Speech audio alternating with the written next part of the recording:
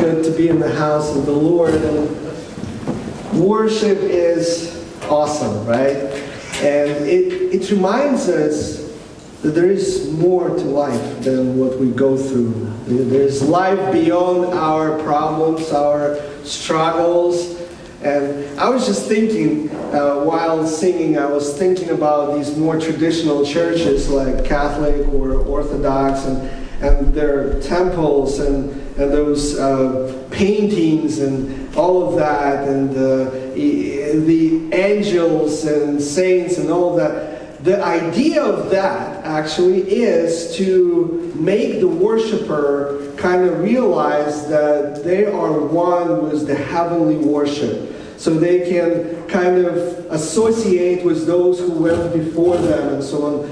And it's a great experience when you think about it, that you can come to one place and kind of zoom out from your problems, zoom out from your struggles, and think about something bigger, something better, something that never ends. And that's what worship is all about. Amen? And today I want to go back in history, way back machine, DeLorean, remember? Yeah, and we will go to the 3rd century before Christ. So it's a couple of hundred years before Christ was even born. And if you... Okay. Little break. Commercial break. Oh! I'm pressing the wrong button. That's on me. That's on me. I still cannot figure out which one goes up. Yeah, okay. So if you know your geography, you recognize there's Italy, there's Greece, right? And Italy, if you look at Italy, you see this little thingy. It's kind of like an island. Remember how it's called? There's mafia. A lot of mafia. See? Sicily. Remember? Sicily, yeah, that's the Sicily thing, right? So, and there is this little town, not little, but it's a town. This one. You see how it's called? Syracuse, okay? Yeah, Syracuse. And going back to the 3rd century BC, Syracuse was its own kingdom. It was a Greek kingdom sandwiched between Rome and also Carthage. Nowadays, Syracuse is a touristy destination, but it used to be its own kingdom. And Carthaginian Empire, you see how it was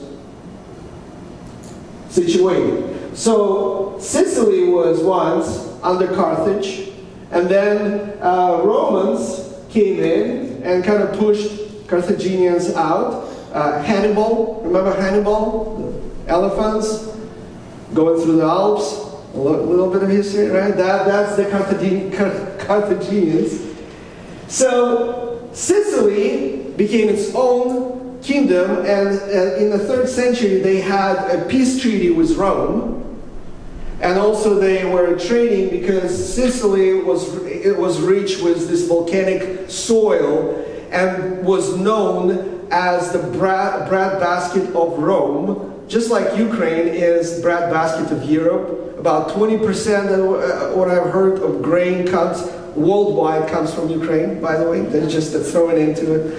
But there are some similarities. And Rome was very dependent on Sicily for food. And also, Rome was not doing really great at that point. Politically, financially, everything was kind of collapsing. But the most important person of the 3rd century BC in Sicily was no other than Archimedes. Remember Archimedes? You didn't take any classes on this in school. What's happening? Okay, Archimedes was a mathematician, inventor, astronomer, physicist, he was a genius, right? And that he lived during the 3rd century in Sicily. He was the most important person, so to speak. Hiram II was the king, and he's on this point, he's young, but at that point he was as old as Archimedes, and he was a wise man. He ruled very wisely until he was 93. When he was 93, he died, and instead of him, his nephew, Hieronymus, started to reign. And he was, imagine that, only 15 years old. And he was very spoiled, extremely spoiled. He made a lot of bad decisions, and the worst one was he decided to break the treaty with Rome and align with Carthage. And the Romans would not have that, especially knowing that Carthage would be again at their doorsteps. So they sent Proconsul Marcus Claudius Marcellus to take control of Sicily. He got a lot of soldiers, hundreds of ships, and this whole Roman might was going towards Sicily. And Romans were so confident, they thought, I'll just show up, scare them off, and they would just give up. Because what do you do with this whole thing? And the Roman army was very disciplined and very trained, as you know. He was so ruthless, this proconsul, that he was called the Sword of Rome. So no matter what problem there was, they would send him, and he would take care of business. But little did he know that he was coming into a trap. Because he wasn't fighting some peasants somewhere, he was fighting Archimedes. And Archimedes turned Syracuse into an untakeable fortress with all kinds of inventions, with all kinds of machinery. Every inch was so protected that you could just go. It was a slaughterhouse for the Romans. So the first thing that Marcellus did, he attacked from the sea, because he's got a lot of ships, and they were waiting for them. And they just annihilate them. So those ships retreated, whatever is left of them. So he decided to go the other way through the dry land. The same story. Archimedes calculated everything. So they were just basically slaughtered there. So they realized they cannot take this city. And Marcellus was so humiliated that actually he kept this composure. He was almost smiling, like, oh, finally he found a worthy opponent, and actually very worthy. So what they decided, they surrounded the city and started to siege. But Syracuse prepared for that too. They had a lot of food, a lot of water prepared, and a lot of wine. So they basically sat back, relaxed, and just waited until the Romans could just give up. It lasted almost 2 years. Almost 2 years, until Marcellus found a weak spot. Just one little spot in the wall that was not very high. That was missed during the construction. And they knew that annually Syracusans would have this feast dedicated to their goddess Artemis. Artemis was the goddess of hunting. And they would get drunk for 2 days. So they were waiting for this feast. And when it came, they basically sent the special forces, like the very special forces, in through that little gap. And they just came in, opened the gates. And in the morning, Syracusans wake up from hangover, and they see something's wrong. They see Romans marching their streets and their trumpets everywhere, like, oh boy, we're done. Meanwhile, Archimedes was in his garden doing his business, and Marcellus commanded his general specifically to spare Archimedes and to bring him to Rome. I don't know what he was thinking about, maybe like to counsel him as a genius, right? Or maybe something else. I don't know. But almost everybody knew to spare Archimedes except one probably Roman brute soldier who didn't get a memo, I guess. So he was going through the garden where Archimedes was, and he found this old man doing something with some kind of geometrical shapes and calculating some kind of formulas and everything. So he said, "Get out! You're coming with me to Marcellus." And Archimedes didn't really pay much attention. He said this famous quote. He said, "Do not disturb my circles." Well, that guy was so angered, he just drew the sword and just killed the guy. That's how it ended. This is the second century Roman fresco of what happened to Archimedes. He was so consumed with his work. He didn't even notice what's happening around himself. Like his city is burning, his city is being sacked by the Romans, and his death is approaching from behind him. And he doesn't even pay attention. He's all in his work, in his circles. And this is a great illustration of all of us. We're so focused on our circles, on whatever circles we're in, that we don't really see the big picture of what's happening. And the big picture may change, and we don't pay attention. And whatever that circle is, your family, your work, your friends, your hobbies, your entertainment, whatever you are just enclosed in that bubble, that's all you think about. Your problems, your struggles, it's all. But you cannot really see that one day, all of it can become irrelevant. Like one day you can lose your job, you can lose your family, you can lose your health that you are so worried about, you can lose your life. You're just so focused on this tunnel vision, on that thing, and you worry about it day and night, you cannot sleep about it. But if you zoom out, there's more to life than that. And things are changing, and you don't even pay attention. So today, I'm here to disturb your circles. I'm here today to disturb your circles and to tell you there's more to life than that. Way more to life. Shortly before Jesus came to Jerusalem to die, he and his, so today's obstacle is busyness. Last time we talked about good works. And we talked about fear of good works.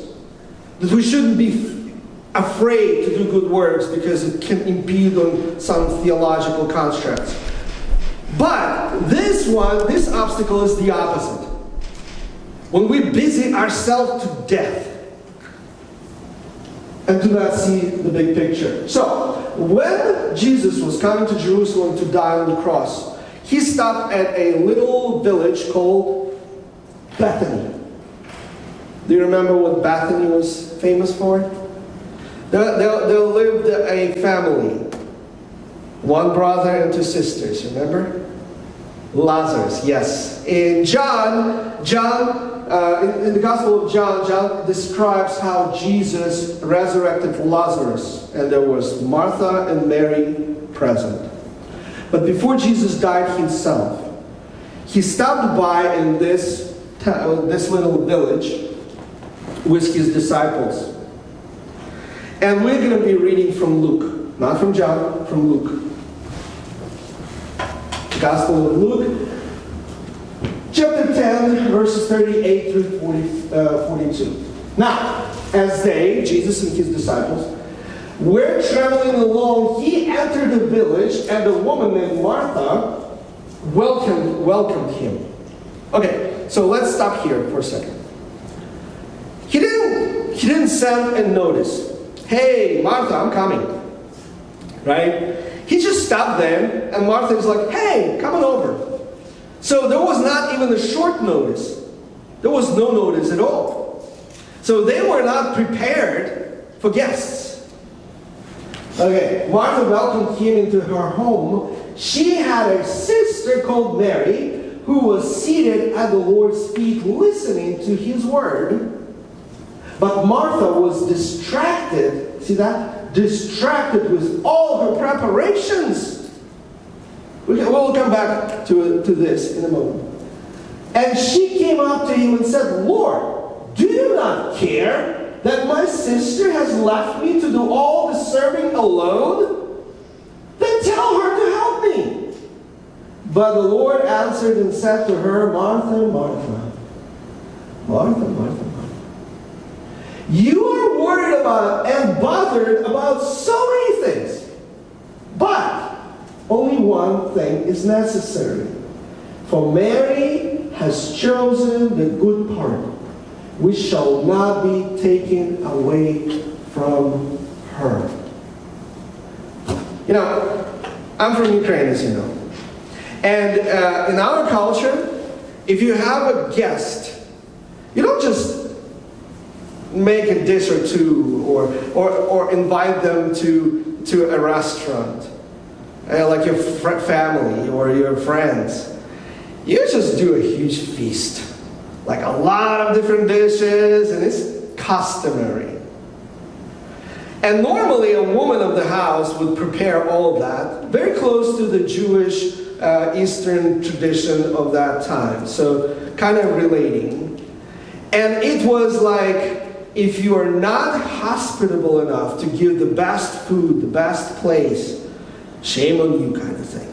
Right? So normally that would be the woman's job. So sometimes the sheer amount of people that would come would dictate her to get some help. So she would ask for neighbors, for family members, daughters and stuff like that. So they would prepare this whole feast until you burst. You would eat all different delicious things. So during that time in the East, that was a very similar thing. Hospitality was kind of like religion. You would give the best food, the best everything, and this is what Martha was doing. She didn't get any notice, so she was preparing things for the whole company, Jesus plus disciples, all on the fly. And she was alone. Of course she was frustrated. Like, I'm doing this all alone and my sister is just not doing anything. And last time we talked about the good works that would follow you into heaven. But that's not what Jesus is talking here. He's not saying like, Martha, you're doing a good job, great job, go fetch something to eat, we're all hungry. No, he's saying like, there is something else apart from those words that also will not be taken away from you. And this is what Mary has chosen. Now, imagine if you were Martha.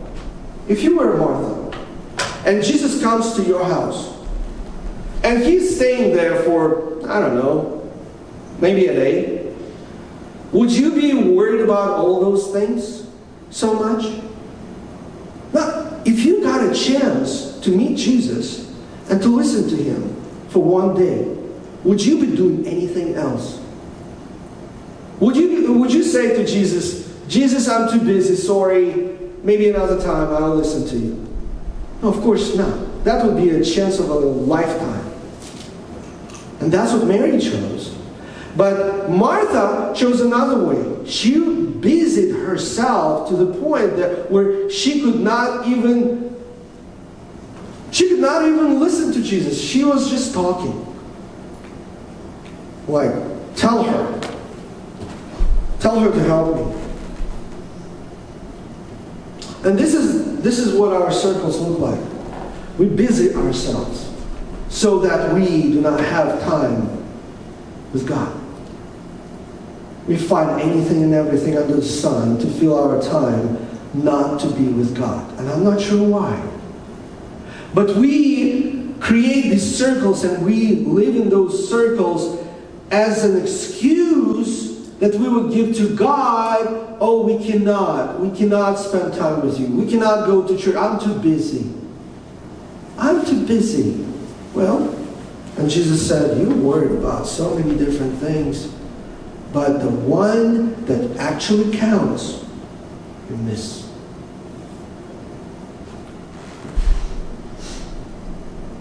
You wake up every morning, you rush to work or whatever you're doing, do your routine, come back, eat, entertain yourself, get rest, go to sleep. Next morning, the same thing. And the same thing. And it's circle. Circle, circle, circle, circle, circle. And that's what we busy ourselves with. And yet, the most important part, we either postpone, or maybe now's the time, maybe when I'm not so busy. But look, how different, just imagine, how different your life would be if whenever you wake up, the first person you would speak to would be God. What if the first information that you get in the morning would not be your news and come from the computer or your phone, but it would be God's Word? How different do you think your day would be? How different you would be that day? What if you started your life every day with God? Like Mary. Not like Martha, thinking about a million different things. Like Mary, focused, just with God. But I don't have time, I'm too busy. Well, maybe you don't have time because you don't make that time. What if you wake up a half an hour or an hour earlier? Maybe you go to bed a half an hour early. And I know people who were in real, I will not go into the details, but who were in very extreme situations, sleeping 3, 4, 5 max hours a day, getting brutal treatment of themselves, and still waking up 15, 30 minutes before everybody else just to be with God. You know why? Because the harder it gets, the less you can afford to do this life without Him. And I did the same, not as extreme as I've heard, but also when we came to the United States, I had my full-time job, physical job, 8-hour day, then full-time college. I slept 4 or 5 hours a day. I was sleeping while driving and screaming just not to get into an accident. And still would find at least 15 minutes to get out because I could not start a day without God. I could not afford that. So why do we not have time? Why do we busy ourselves to death? Maybe it is because you don't make time. Now, let's talk about common sense. When you go to work and you got that important meeting or that task that you need to accomplish, what do? You put it on a calendar. You block that half an hour of your schedule to meet that person, to do that task, right? Otherwise, you will never do that. So let's be friends with our calendars. And let's be friends with blocking at least half an hour or maybe an hour each day to meet with the most important person of all, God. Why not?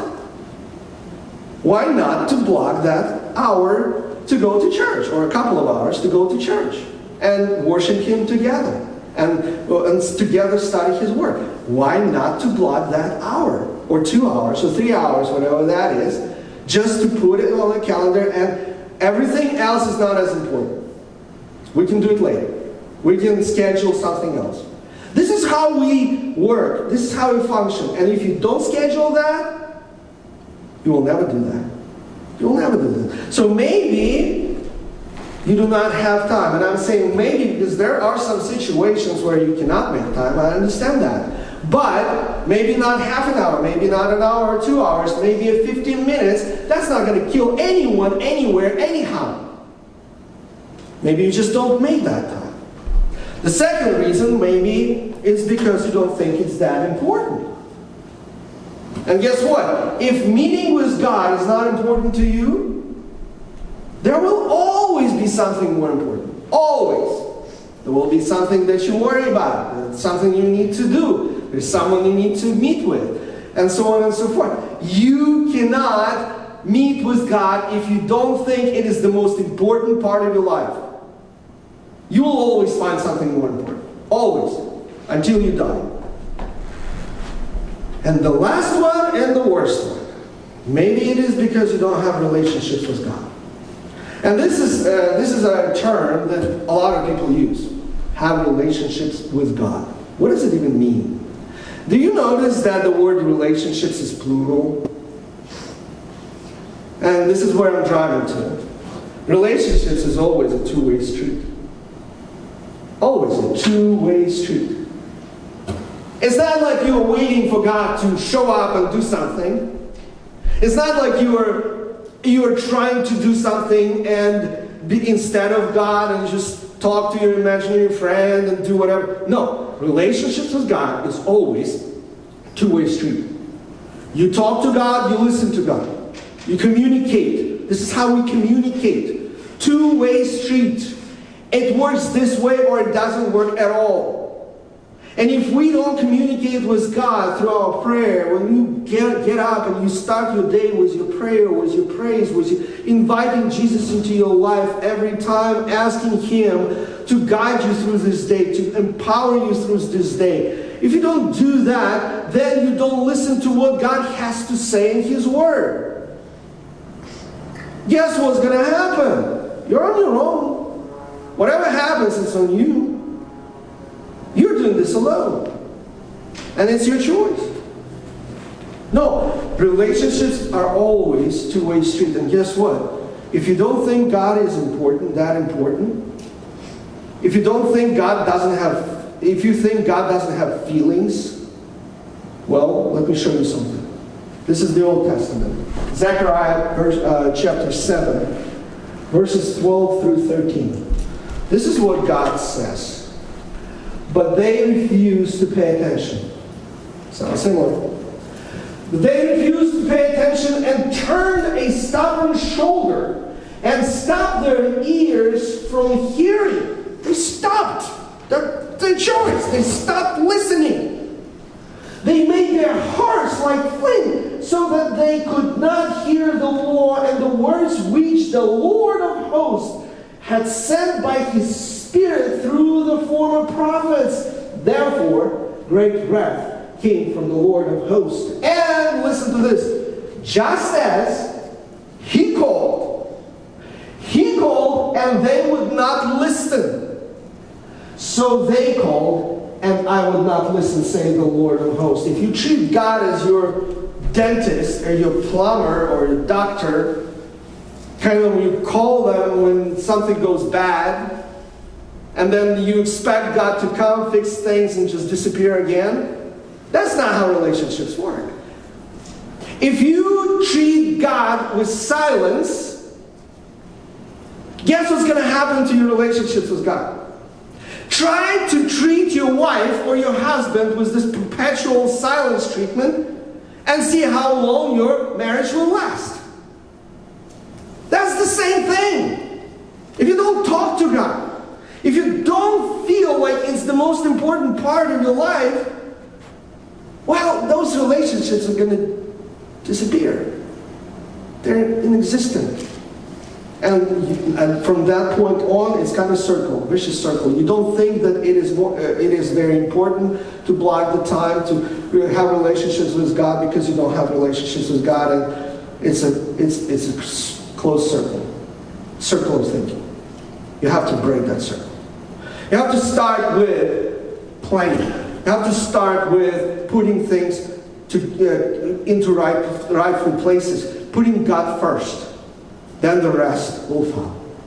And God will not only teach you how to react to the things that are coming your way that day, He will also protect you. He will also give you guidance and wisdom and power and strength to go through anything.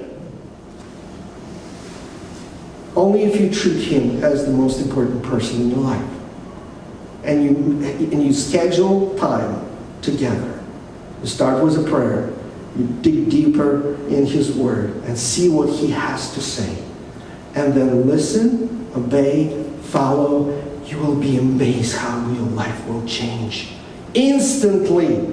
You will be living like a totally different person. And that's what Mary chose. She pushed away those cultural things, that peer pressure that would tell her, shame on you if you don't help your sister, if you don't care about your strangers. No, she wanted to hear Jesus because it was one lifetime opportunity. And she didn't miss it. Martha did. So let's not be like Martha. Let's be like Mary. Choose what's more important. And then the rest. God will take care of the rest. He will help you take care of the rest. Trust me. That everything else will start falling into place when you put things into the right perspective. So relationship with God is always a two-way street. Remember that. It's never one-way street. Don't expect God to do everything, and do not do yourself everything. Expect to have relationships back and forth, back and forth, back and forth.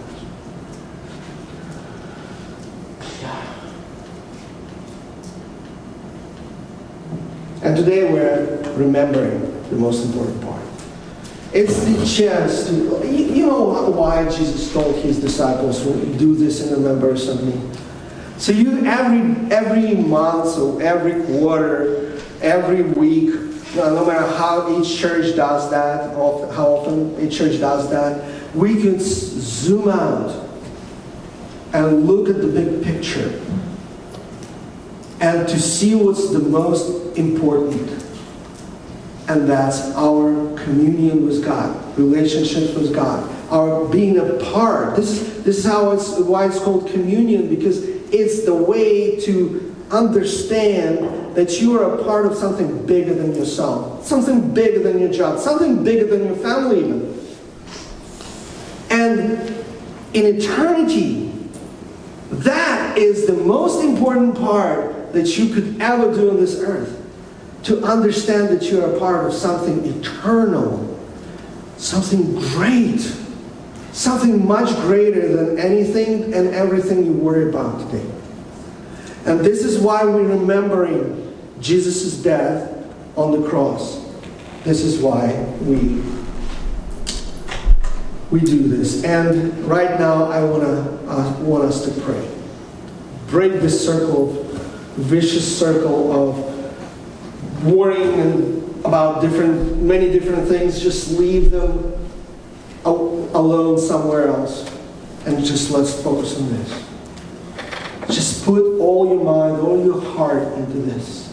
And just say, if you don't have relationships with God, just start them. Just say, God, I know I'm a sinner. I know Jesus died for my sins. Please forgive me. Please accept me. And if you do have relationships with God, let me ask you this, how important are they for you? Are they important enough to have these conversations with God every day? Are they, or are they not? Are they worthy enough for that half an hour or an hour, at least, to spend with God? Now let's just start doing that from this moment on.